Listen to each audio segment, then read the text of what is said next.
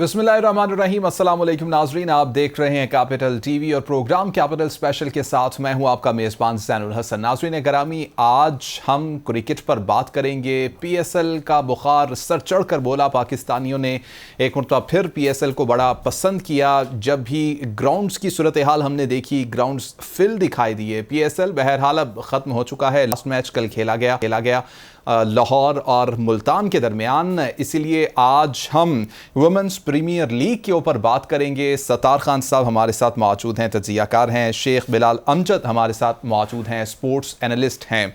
मैं रुख करूँगा अब्दुल सत्तार खान साहब जाऊँगा। सत्तार खान साहब, पाकिस्तान में ख़वातीन की कोई सीरीज़ इस तरह की नहीं होती जिस तरह की वुमेंस प्रीमियर लीग इंडिया में खेली जा रही है।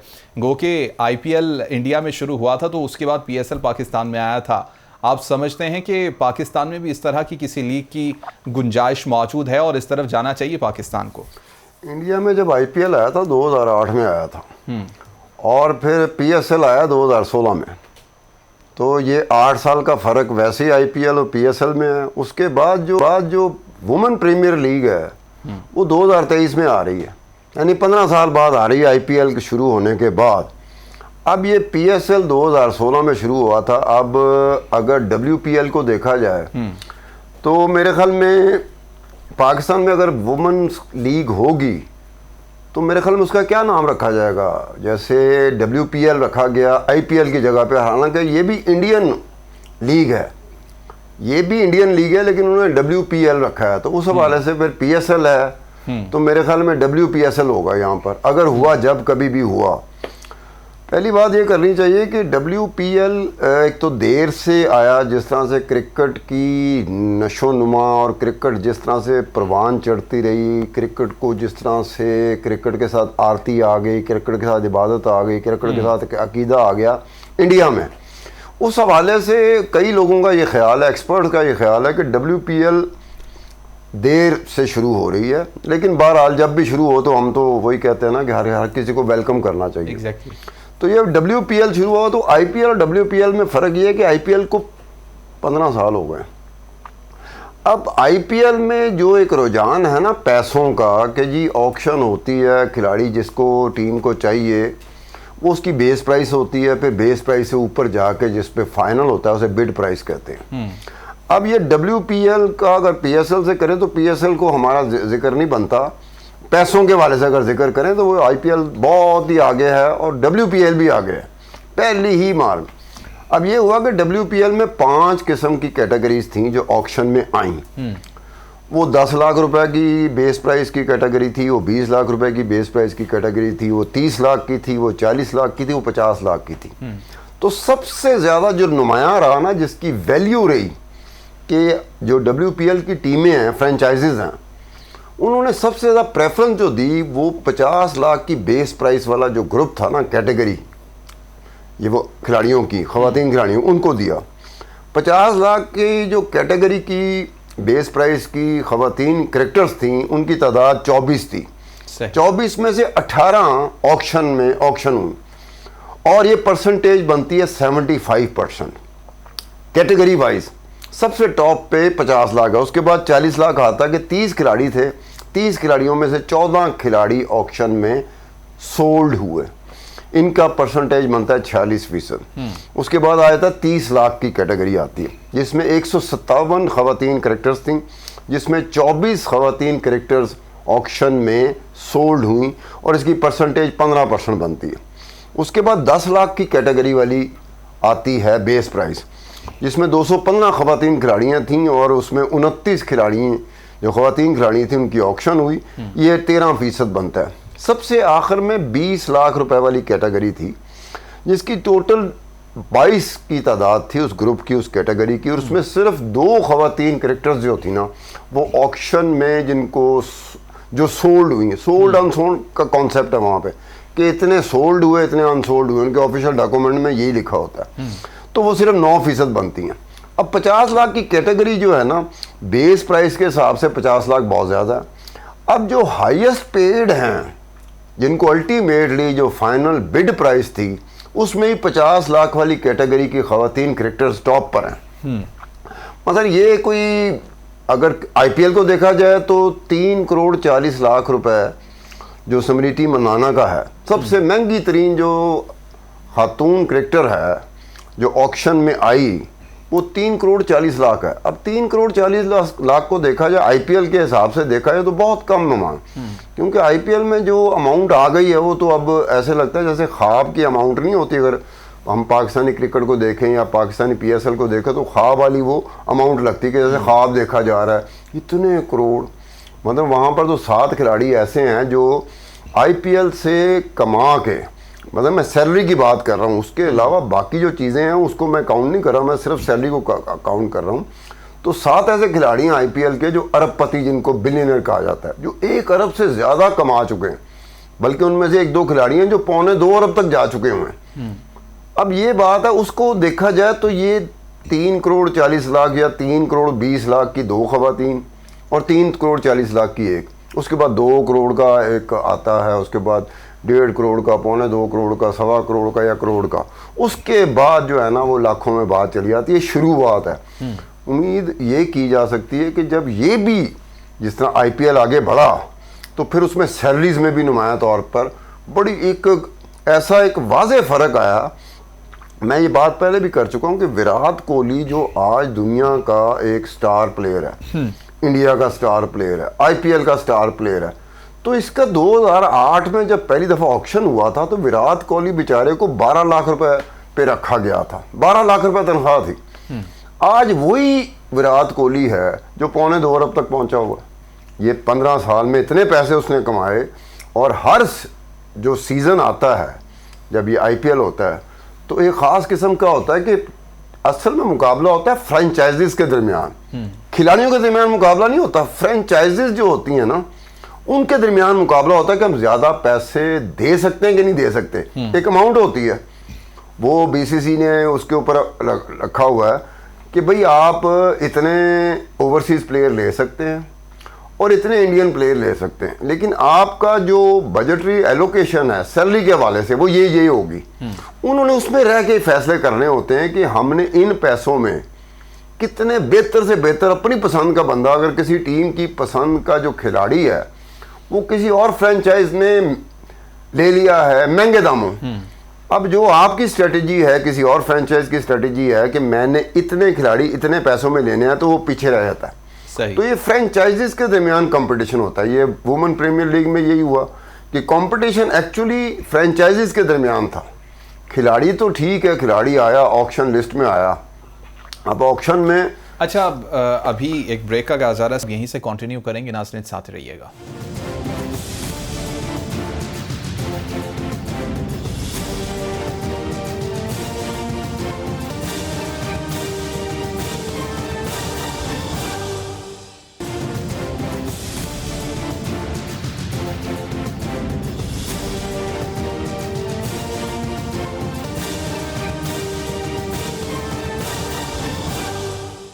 वेलकम बैक नाज़रीन। वुमेन प्रीमियर लीग के मुतालिक बात हो रही है और पाकिस्तान में ख़वातीन की क्रिकेट के मुतालिक बात हो रही है। सत्तार खान साहब हमारे साथ मौजूद हैं और शेख बिलाल अमजद स्पोर्ट्स एनालिस्ट हमारे साथ मौजूद हैं। सत्तार खान साहब ने तो बात कर ली थी, बिलाल अभी तक आपको बात करने का मौका नहीं मिला था। पाकिस्तान में ख़वातीन की क्रिकेट किस तरह से देखते हैं आप? डेप्थ मौजूद है ख़वातीन के लिए पाकिस्तान में, जिस तरह से इंडिया में वुमेन प्रीमियर लीग चल रही है, पाकिस्तान में चलने में या पाकिस्तान में इंट्रोड्यूस होने में कितना मज़ीद वक्त लगेगा और इसको उसी तरह से सराहा जाएगा जिस तरह इंडिया में इसको प्रेस किया जाता है?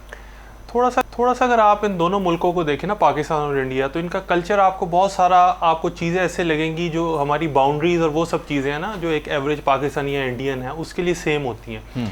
तो अगर आप वुमेन की एज अ होल ही बात करें तो अगर आप हर जगह अपने कॉर्पोरेट सेक्टर में देखें या अगर आप बाहर निकलेंगे ना, तो एक एक्सेप्टेबिलिटी आती जा रही है जो शायद हमसे पिछली जनरेशन में नहीं थी। वर्किंग का कल्चर इतना ज़्यादा नहीं था। अगर अब आप देखें तो आपको किसी भी ऑफिस में वर्किंग वुमेन की तादाद भी पहले से थोड़ी ज़्यादा होती नज़र आएगी। सिमिलरली यही चीज़ फिर आपको खेलों में भी रिफ्लेक्ट करती है कि अब एक डिमांड क्रिएट हो जाती है कि जैसे जैसे ख़वातीन हैं वो अपने जो मेन काउंटर पार्ट्स हैं उनको खेलते देखती हैं, तो अब उनकी भी एक पूरी प्रॉपर जो है ना सब सेटअप डेवलप होना स्टार्ट हो गया। तो अब इंशाल्लाह वो दिन दूर नहीं है जब ये हम देखेंगे कि जो वुमेन पाकिस्तान क्रिकेट टीम तो बहुत अच्छा परफॉर्म कर रही है, तो सिमिलरली एक लीग की भी फॉर्मेशन हम जो देखने में आएगी और होनी भी चाहिए कि जो इंडिया में अगर हो गया, सिमिलरली पाकिस्तान को इतने अच्छे में भी हमें अभी इन टर्म्स ऑफ फाइनेंशियल इतने नंबर्स अच्छे नहीं मिल पाएंगे, लेकिन स्टार्ट होना बहुत ज़रूरी है। क्योंकि अगर आप PSL को ओवरऑल देखें तो बहुत अच्छी प्रोडक्ट है जो कि हम वर्ल्ड वाइड से अपसेल कर सकते हैं। लेट्स सपोज एक छोटी सी मिसाल है, अगर आपने पाकिस्तान का जिक्र करना हो इंटरनेशनल मीडिया में, तो अगर आज से 2 दिन पहले आप देखें तो हर तरफ केओस है और वो सड़कों पे दिखा रहे हैं, कुछ अजीब से वाक़यात हो रहे हैं। Let's not get into politics for now.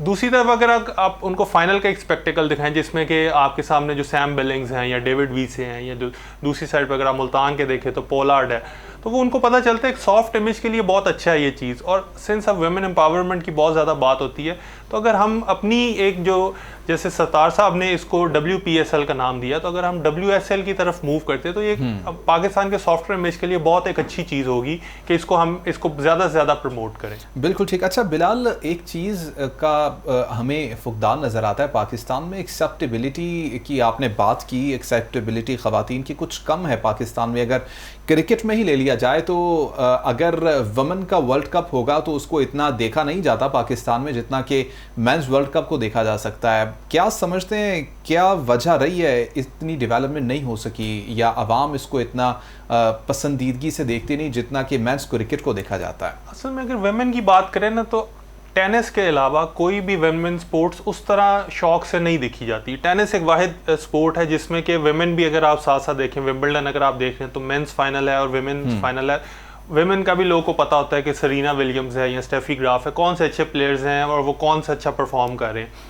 Overall he women की जो है ना स्पोर्ट्स में अभी तक इतनी ज़्यादा हमने नहीं देखा कि कोई भी स्पोर्ट उस तरह की आई हो, लेकिन अब इस पे काम स्टार्ट हो गया। अगर हम फुटबॉल की बात करें तो अब जो वुमेन प्रीमियर लीग एक फ़ुटबॉल की भी हो रही है, तो लंदन में भी जो है लोग इसी पे काम कर रहे हैं। सिमिलरली दूसरे मुल्कों में भी काम हो रहा है। हम हर बार की तरह थोड़ा सा इससे पीछे हैं।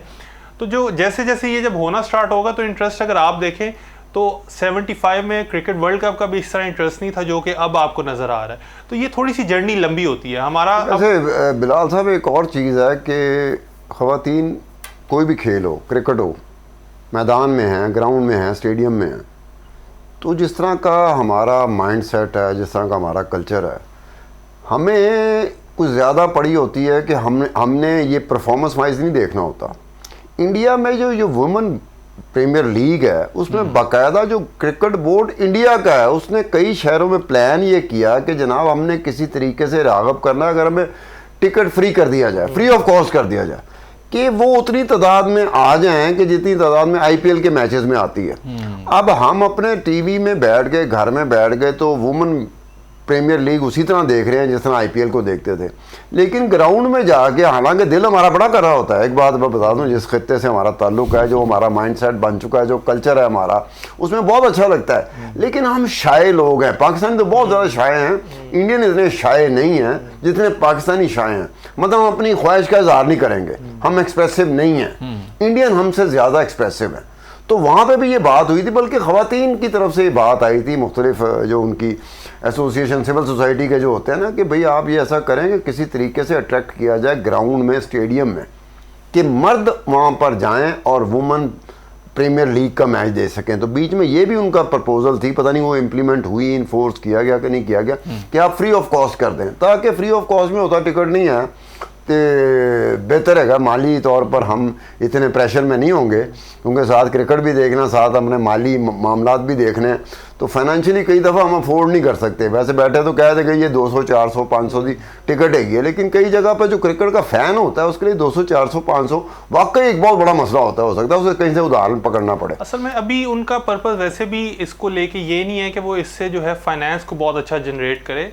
अभी उनका पर्पज़ ये है कि इसको सिर्फ एक अवेयरनेस के लिए लेके चलें, फिर इवेंचुअली कुछ साल बाद हम देखेंगे, जैसे आज IPL उनका बहुत ज़्यादा जो है वो पैसा जनरेट कर रही है, ब्रांड्स बहुत ज़्यादा अट्रैक्ट कर रही है। सिमिलरली हम देखेंगे WPL भी बहुत ज़्यादा जो है ना वो करेगी वंस जब आई बॉल्स आना स्टार्ट हो जाएंगे। तो अच्छा, इसमें ये एक बात है कि पूरे जो 87 ख़वातीन की ऑक्शन में गई हैं, जो सोल्ड ख़वातीन प्लेयर्स, तो टोटल जो सैलरी उनका बजट है वो 60 करोड़ के करीब है। अब 60 करोड़ को देखा जाए और फिर IPL को देखा जाए तो फिर बड़ा वो अजीब सा होता है कि वहाँ तो 3-4 ही खिलाड़ी होते हैं जो 60 करोड़ में आते हैं, बाकी तो खैर लंबी चौड़ी तादाद होती है। उसमें देखा जाए तो आज भी ये कहा जाता है कि एक्सपेंसिव प्लेयर, ये लफ्ज़ इस्तेमाल होता है बाकायदा।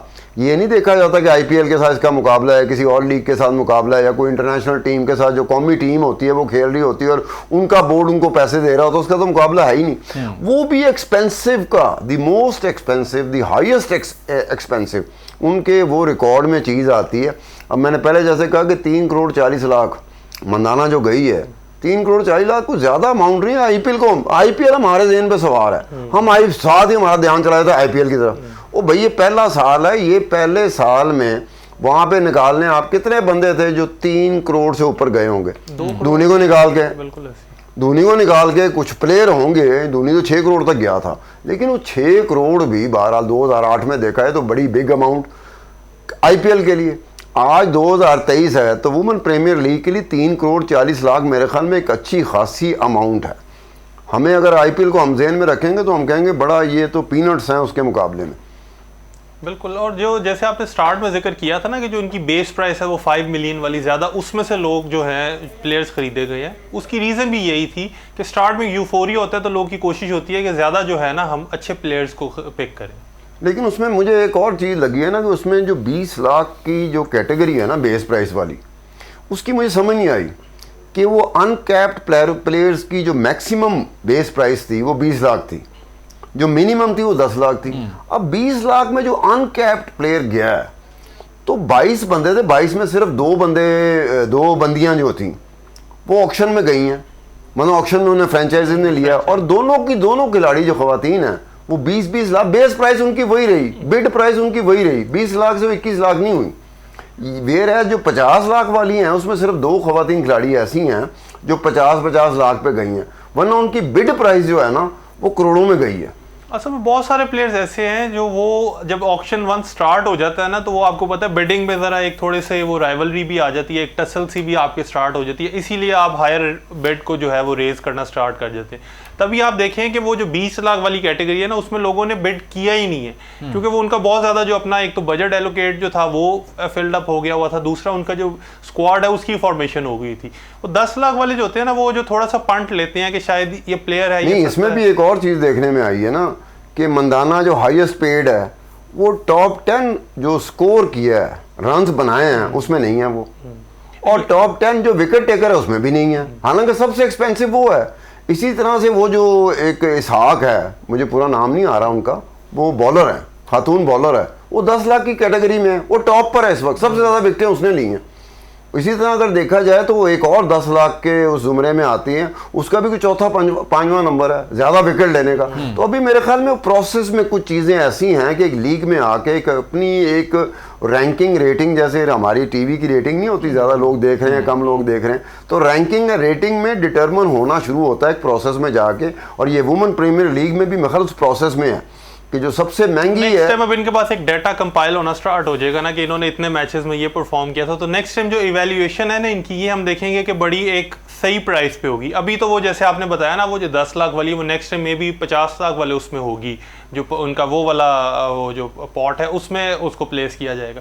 तो नेक्स्ट टाइम जैसे जैसे हमारे पास डाटा कंपाइल होना स्टार्ट हो जाएगा तो बिडिंग वालों को भी पता चल जाता है कि अब हमने किसके लिए किस हद तक जाना। अच्छा बिलाल, एक बात बताओ कि ये जो base price and bid price होती है, हमारे सामने 2 चीज़ें आती हैं ना टेक्निकली, तो बिड प्राइस और बेस प्राइस में, तो ये जो लोएस्ट जैसे हमारे यहाँ पे इमर्जिंग प्लेयर होते हैं, टॉप पे तो हमारे PSL में होते हैं ना, प्लेटिनियम ग्रुप है, गोल्ड ग्रुप है, डायमंड ग्रुप है, फिर सिल्वर ग्रुप है, फिर इमर्जिंग ग्रुप। तो इमर्जिंग ग्रुप के भी बंदे क्या 1-2 साल बाद वो प्लेटिनियम और गोल्ड और डायमंड में जाते हैं, और क्या आईपीएल में वही लोग जैसे विराट कोहली के अलावा भी कुछ लोग हैं जो बिलियनर हो चुके हुए हैं, यानी कि बिलियनर अगर ना भी हुए हैं तो 50 करोड़ और 1 अरब के दरमियान उन्होंने सैलरी के जुमरे में कमा लिया आईपीएल से। उनका स्टार्ट कुछ लाख से हुआ था, यानी कि विराट कोहली है उसका 12 लाख, इस तरह से कुछ 2-3 और प्लेयर हैं, मैं इसमें नाम भूल रहा हूँ उनके, मेरे ज़हन में नहीं आ रहे। ये जो बिल्कुल आपने जैसे मिसाल ही ना इमर्जिंग से आने की, वो शादाब इसी तरह थे, इमर्जिंग प्लेयर कैटेगरी में है, उसके बाद जो है उनकी प्लैटिनम पिक बन चुके हैं। हारिस रऊफ है वो भी सिमिलरली, उनका भी यही ट्रेजेक्ट्री उन्होंने फॉलो किया, जब आए थे इमर्जिंग प्लेयर थे और फिर नेक्स्ट सीजन इतना अच्छा परफॉर्म किया कि फिर वो प्लैटिनम पिक बन गए।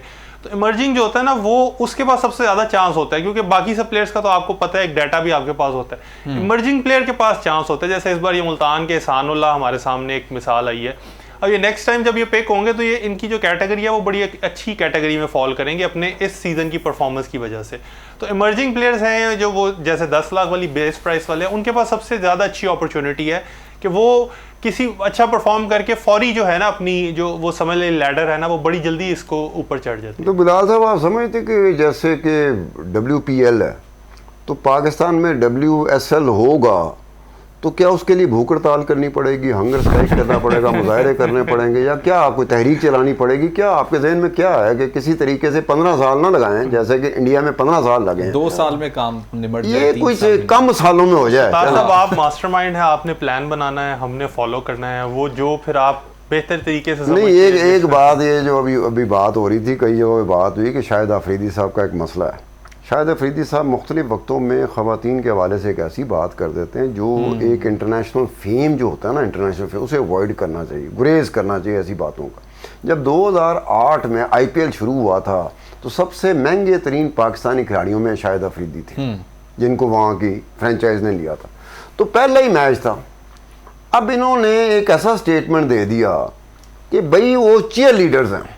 एक चीयर लीडर कल्चर इंट्रोड्यूस हुआ 2008 में जब IPL आया तो उसके साथ ही उन्होंने ये कल्चर इंट्रोड्यूस कर दिया। गो के वहाँ पे मुखालफत हुई, उसमें कांग्रेस भी थी, उसमें BJP भी थी, उसमें महाराष्ट्र की हुकूमतें भी थी। बड़ा लंबा चौड़ा हुआ काम, लेकिन खिलाड़ियों की तरफ से ये स्टेटमेंट नहीं आया। तो शाहिद अफरीदी साहब ने कह दिया कि जी हम क्रिकेट खेलेंगे कि इन पे हमारी तवज्जो जो है ना वो बढ़ती है, हमारी तवज्जो अपनी परफॉर्मेंस पे नहीं रहती।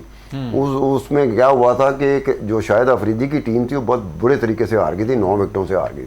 अब शाहिद अफरीदी साहब से एक सवाल किया जा सकता है कि 2008 में IPL शुरू हुआ, 2008 से 2023 तक कई रिकॉर्ड बने, आलमी रिकॉर्ड बने, परफॉर्मेंस कमाल की रही, तो क्या उन खिलाड़ियों को ये चीयर लीडर नजर नहीं आई? वो अपनी परफॉर्मेंस पे फोकस करके बैठे रहे।